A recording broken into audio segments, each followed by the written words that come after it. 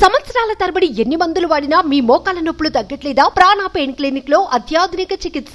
డబ్బు ప్రస్తుతం దీని చుట్టే ఈ ప్రపంచం తిరుగుతుంది. ఎంతగా అంటే మనుషుల కన్నా డబ్బే ఎక్కువైందన్నట్లుగా తయారైంది. డబ్బు కోసం సొంత వారినే మోసం చేస్తున్న రోజులివి. కొంతమంది అవసరానికి తీసుకున్న డబ్బు చెల్లించకుండా ముఖం చాటేస్తుంటారు. కానీ తాము బతికున్నప్పుడు ఇచ్చిన డబ్బులను తిరిగి ఇచ్చేయాలని, అప్పుడే తమ ఆత్మ శాంతిస్తుందని చనిపోయిన వారి పేరిట ఫ్లెక్సీని ఏర్పాటు చేసిందో కుటుంబం.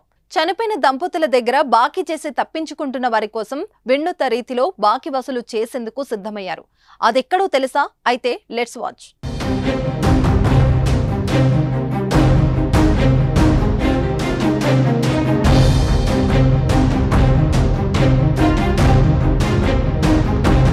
సిద్దిపేట జిల్లా ధూళిమిట్ట మండల కేంద్రానికి చెందిన తాండూరి కరుణాకర్, దివ్య దంపతులు తమకున్న కొద్దిపాటి వ్యవసాయంతో పాటు ఇంటి ముందు చిన్న కిరాణా దుకాణం ఏర్పాటు చేసుకుని జీవనం సాగిస్తూ ఉండేవారు. వీరికి శివ, శశి అనే ఇద్దరు కుమారులున్నారు. అన్యోన్యంగా సాగిపోతున్న వారి జీవితంలో విషాదం నెలకొంది. 4 ఏళ్ల క్రితం వ్యవసాయ బావి దగ్గర ప్రమాదవశాత్తు కరెంటు షాకు తగిలి కరుణాకర్ మృతి చెందాడు. దీంతో కుటుంబ పోషణ భార్య దివ్యపై పడింది. నా కొడుకు ఇంత వ్యవసాయం పెట్టుకున్నాడు, ఆయన ఇక్కడ డబ్బా పెట్టుకున్నాడు, వ్యవసాయం పెట్టుకున్నాడు. ఆడికి కూలోళ్ళు పోతే మంచిలు తాగడానికి లేవాలంటే మోటారు వైరు సదరపోతే కరెంటు షార్ట్ వచ్చి చనిపోయింది సార్. ఇక నా కోడలు డబ్బా అమ్ముకొని పోరగాళ్ళను సాదుకుంటా అని ఆమె చేసింది. చేస్తే ఆమెకు నెత్తిన కురుకొచ్చింది. 12 హాస్పిటల్ దింపినా నాకు ఏం కాలేదు, ఆమె చనిపోయింది సార్.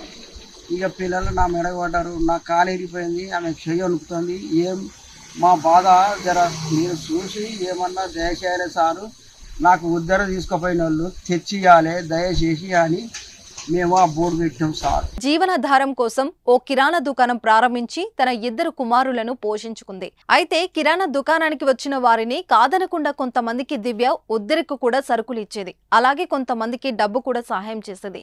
అయితే దివ్య అనారోగ్యంతో బాధపడి గత నెల మృతి చెందింది. తల్లిదండ్రుల మృతితో పిల్లలు అనాథలయ్యారు. పిల్లలు ప్రస్తుతం నాయనమ్మ భారతమ్మ, తాత నరసయ్య, చిన్నాన్న స్వామి సంరక్షణలో ఉంటున్నారు. అయితే తమ అన్న వదినలు బతికుండగా కిరాణా షాప్ లో సరుకులు ఉద్దెర తీసుకున్నవారు, అలాగే డబ్బులు అప్పుగా తీసుకున్నవారు తిరిగిస్తే పిల్లల అవసరాలకు ఉపయోగపడతాయని గ్రామంలో పలు చోట్ల ఫ్లెక్సీలు ఏర్పాటు చేశారు.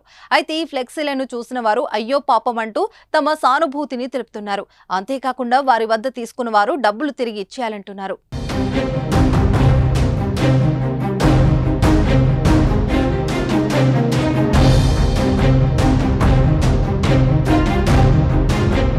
అనాథలైన శివ, శశిలను పోలీస్ శాఖ తరపున సహాయం చేయాలని సిద్దిపేట సిపి అనురాధ సూచించడంతో సోమవారం చేర్యాల సిఐ శ్రీను పిల్లలు, నాయనమ్మ, తాతతో మాట్లాడారు.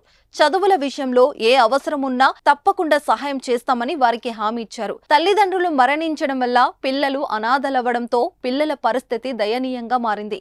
గ్రామంలో ఫ్లెక్సీలను చూసిన వారంతా ఆ దంపతులను గుర్తు చేసుకుని తోచిన విధంగా సహాయం చేస్తున్నారు. నా పిల్లల మొత్తం చూసి మా కోసం చూసి ఇవ్వాలని పెట్టినాం. మేము ఎవరైనా బలవంతం లేదు, చదవడం లేదు. వాళ్ళు మాకేం చెప్పలే, నా కొడుకు కోడలు కూడా. అందుకే పెట్టినాం. ఈ తెచ్చి చూసి అన్న తెచ్చిస్తారు.